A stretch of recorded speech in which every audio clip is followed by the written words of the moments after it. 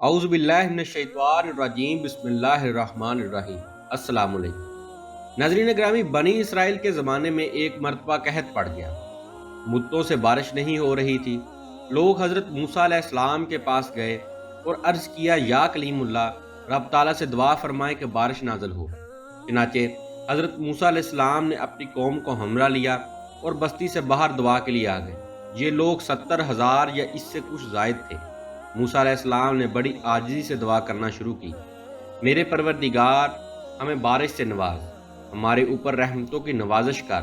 چھوٹے چھوٹے معصوم بچے، بے زبان جانور اور بیمار سبھی تیری رحمت کے امیدوار ہیں۔ تو ان پر ترس کھاتے ہوئے ہمیں اپنے دامن رحمت میں جگہ دے۔ دعائیں ہوتی رہیں مگر بادلوں کا دور دور تک پتہ نہ تھا۔ سورج کی تپش اور تیز ہو گئی۔ حضرت موسیٰ علیہ السلام کو بڑا تعجب ہوا۔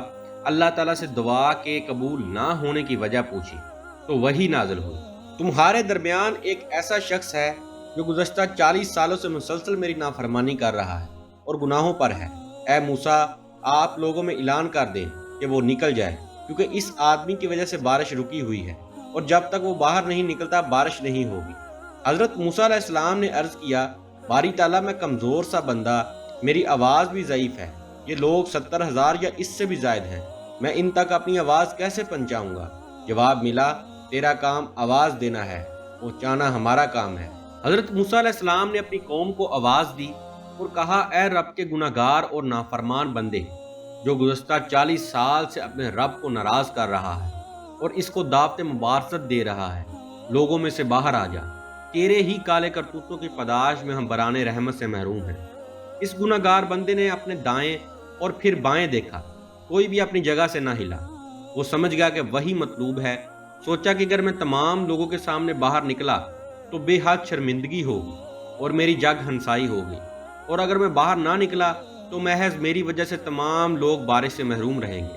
اب اس نے اپنا چہرہ اپنی چادر میں چھپا لی اور اپنے گزشتہ فال و مال پر شرمندہ ہوا اور یہ دعا کی، اے میرے رب، تو کتنا کریم اور بردبار ہے کہ میں 40 سال تک تیری نافرمانی کرتا رہا اور تو مجھے مہلت دیتا رہا، اور اب میں یہاں تیرا فرما بردار بن کر آیا ہوں۔ میری توبہ قبول فرما اور مجھے معاف فرما کر آج ذلت و رسوائی سے بچا لے۔ ابھی اس کی بات پوری نہیں ہوئی تھی کہ آسمان بادلوں سے بھر گیا اور موسلا دار بارش شروع ہو گئی۔ اب حضرت موسیٰ علیہ السلام نے دوبارہ عرض کیا، یا الہی، آپ نے بارش کیسے برسانا شروع کر دی؟ وہ نافرمان بندہ تو مجمع سے باہر ہی نہیں آیا۔ اللہ تعالیٰ نے فرمایا، اے موسیٰ، جس کی بدولت میں نے بارش روک رکھی تھی، اس کی بدولت اب بارش برسا رہا ہوں، اس لیے کہ اس نے توبہ کر لی ہے۔ موسیٰ علیہ السلام نے عرض کیا، یا اللہ، اس آدمی سے مجھے بھی ملا دیں تاکہ میں اس کو دیکھ لوں۔ فرمایا، اے موسیٰ، میں نے اس وقت اس کو رسوا اور خوار نہیں کیا جب وہ میری نافرمانی کرتا تھا، اور اب تو وہ میرا مطیع اور فرما بردار بن چکا ہے، تو میں اسے کیسے شرمندہ اور رسوا کروں؟ سبحان اللہ۔